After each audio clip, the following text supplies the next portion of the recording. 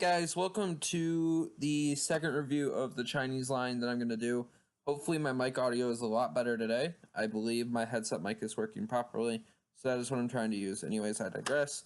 We're reviewing the WZ110 today, which is the tier 8 in the line, and probably the first part of the Chinese heavy grind that actually gets good, in my opinion.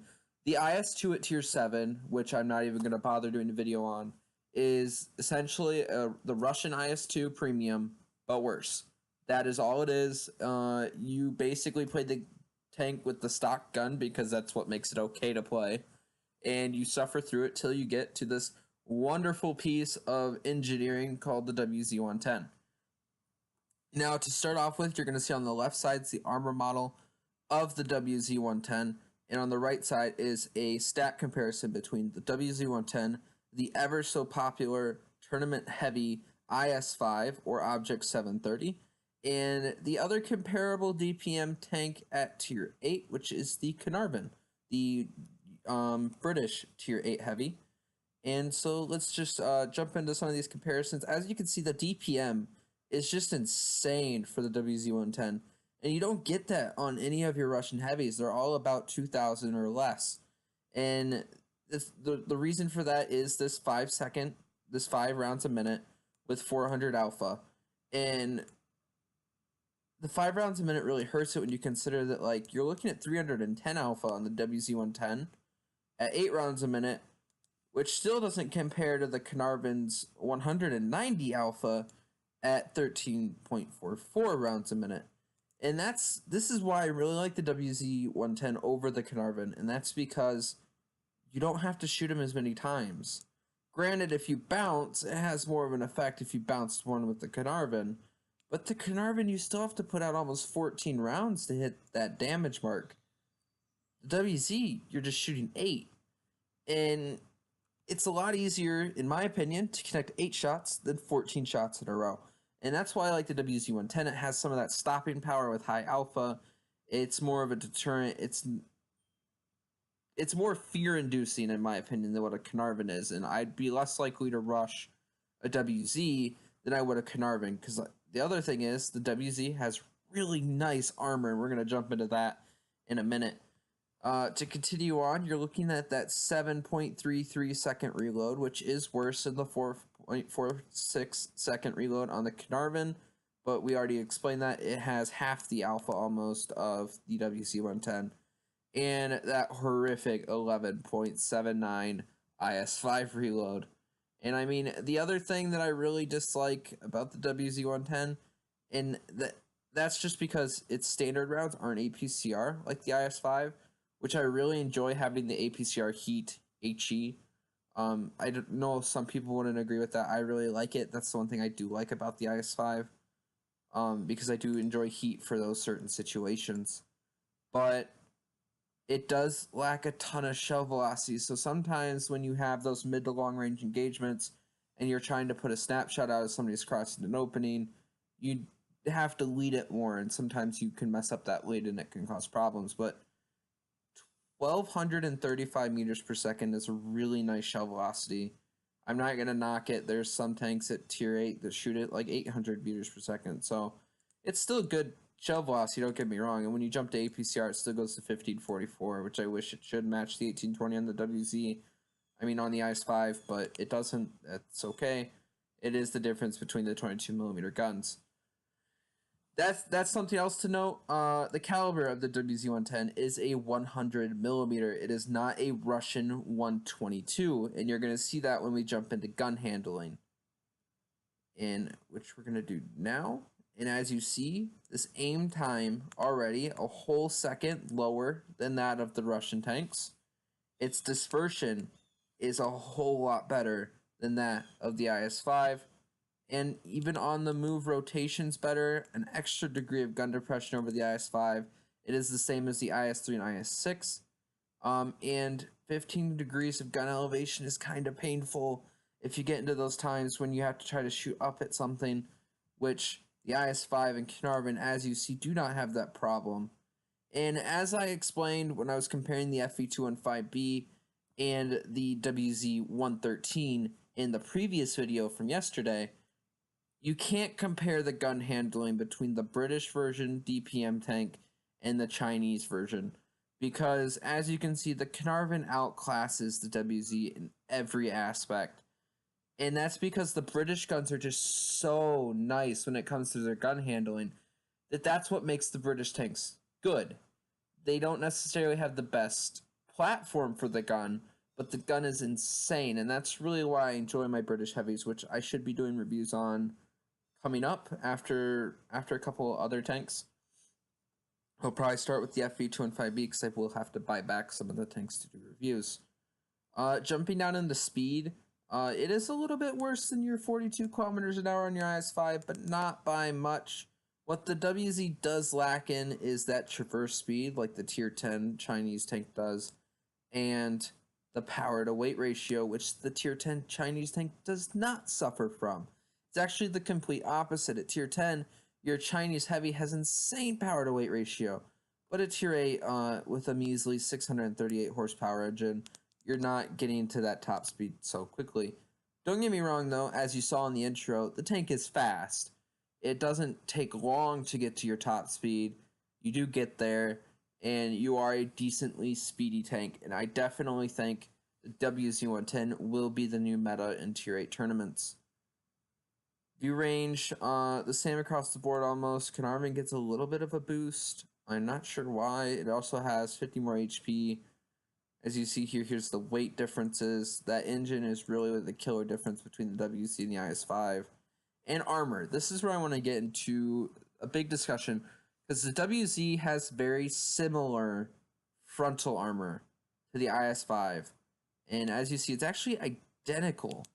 But this is where I'm going to jump over into this comparison. Now on the right is the IS-5.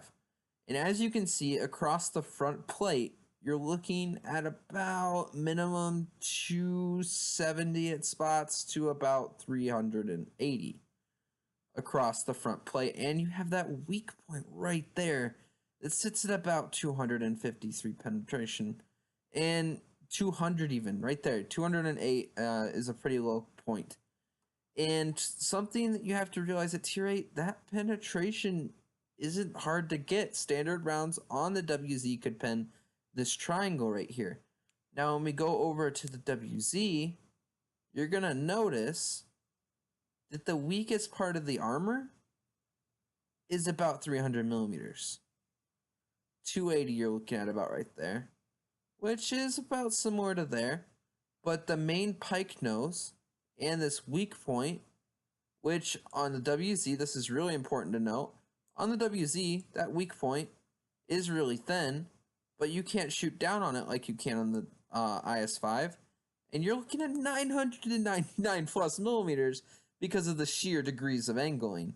And the front plate, you're looking at 400 millimeters in places. This is super hard to pen compared to this 270-ish max right there on the pike nose. Now, the big drawback behind on the WZ-110, the turret's a bit weaker. Not by much. You're still looking at 250 to 700 millimeters thick armor all the way across here and through the mantlet. Same thing on the IS-5. The thing is the IS-5 weak point is this very small cupola right here and this one right here. As you can see on the WZ-110, that cupola is a bit bigger. But this cupola also has some armor along the lines right here. So to keep that in mind, it could get to like 208 millimeters. So this isn't a guaranteed pen, but it's like the IS-5. It's just easier to hit and less likely to pen. And that's the big thing about the two differences. And this is the big killer for the WZ-110. The thing that can really be taken advantage of. And that's this lower plate. It's the same thickness as the lower plate on the IS-5 about. And the only difference is it's like the IS-8. It pokes up quite a bit. There's plenty of hills and small changes in elevation that you could take advantage of to actually hide this. It's not that hard to keep something about at that level at the top of the pike, and then you're still looking at insanely good armor. Where on the IS-5, with its gun depression, we'll pull it up here, You're getting your decent armor. It's still not as strong, and you're still exposing that weak point in places that can still be penned. And that's the hardest part, in my opinion, of the IS-5. It's just the lack of the extra degree of gun depression, and being slightly low profile makes you expose this weak point more, and that a lot of times can cause problems. But we'll jump right back into those statistics real quick and go all the way to the bottom here and compare the armor. As you can see, the Caernarvon's armor doesn't really stand up to it. Only the front turret armor is slightly better, and that's only on paper. I think when you get down into the actual armor models, the Russian style turrets are much stronger than the Caernarvon, and you can see that the side armor and the rear armor on the turret and hull are a little bit better than that of the WZ-110 that's on the IS-5. So now we're going to jump into a little bit of gameplay. I do apologize, it's not an Ace Tanker. I have been trying to get some Ace Tanker gameplay for it, and I wanted to use my own, so I haven't asked around. But I did get a really nice game. I think it's like 3.6 or 3.9k damage, which is really good at tier 8. And sadly, the closest I've come to the Ace Tanker was like a 4.7k damage game, but it was a first class. If that's any sign to telling you how strong this tank is at tier 8 right now, I hope that that tells you enough about actually how difficult it really is to ace the WZ-110. You can still put up massive amounts of damage, but it doesn't necessarily mean that you're going to do a lot of damage. So we'll jump into the gameplay, we'll talk over it, and then at the end of it, I'll post the screenshots, and you'll be able to see the in-game results. Alright, so this game is a replay file. I didn't plan on using this replay. It is only like 3.5, 3.6k damage.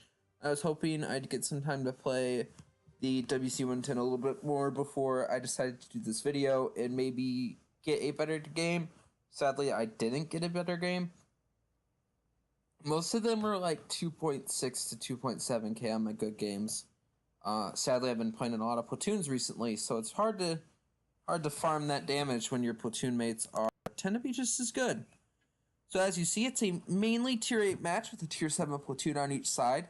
I am platooned with Human Cookie, who was actually featured yesterday as well in a video with Tanker070, and they talked about some Walker Bulldog gameplay. Go check it out if you haven't. It's actually a really good video. So Cookie's going to come up here, and I'm going to go and rush C and get those early spots. He gets a nice shot into the T-34, and I tell him, don't worry about it. You stay up there, shoot whatever else pokes. I will deal with the T-34. And you're going to see here, the T-34 is going to have a hard time penning the turret of this tank. And he is, I believe, shooting at the false weak point, which is the turret roof, which he continuously is trying to shoot. And unfortunately for him, he only gets a couple shots off. I don't think he ever decides to shoot Pramo, and we're going to shut him down. And now you're going to see I'm going to drive in front of the ISU. I don't want the AT-7 to put unnecessary damage into my team, and I can bounce him no problem, so I'm just going to make sure I take the hit and keep our ISU alive. Now, the 5100 is got himself in a bit of a predicament over there. He was gunning after my platoon mate in the SU-100, but unfortunately for him, he is stuck out, and I'm going to put a nice HE shot into the back of him, and he will get shut down pretty quick.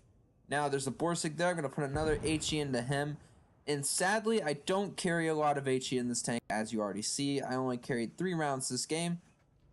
One went into the Borsig, another one went into the Borsig, and one went into the AMX. So now I'm out of HE, despite there being a T-49 and a Borsig still alive. I'm going to bounce the IS. I tracked the T-49, he used a repair kit, and got behind the rock. At this point, we are racking up cap points. We're at 800. We have all 3 bases. So now it's at the point where I just need to get damage in, and the WZ can do that.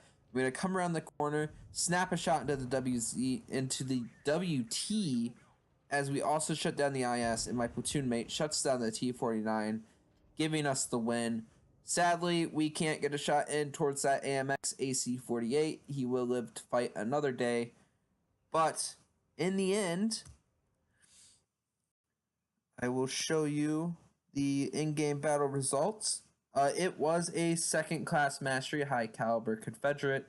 About 1,190 XP, if I just did that math quickly, correct? It was 3,595, basically 3,600 damage with 2 kills. And as you can see, together, me and my platoon mate essentially carried most of the damage with a combined total of 5,500. Sadly, nobody else on our team was able to surpass 1,000 damage. Nice, you did a good job cleaning up kills, though, not forcing us to waste shots on really low health targets, which is appreciated at sometimes and not appreciated in others. But that is okay.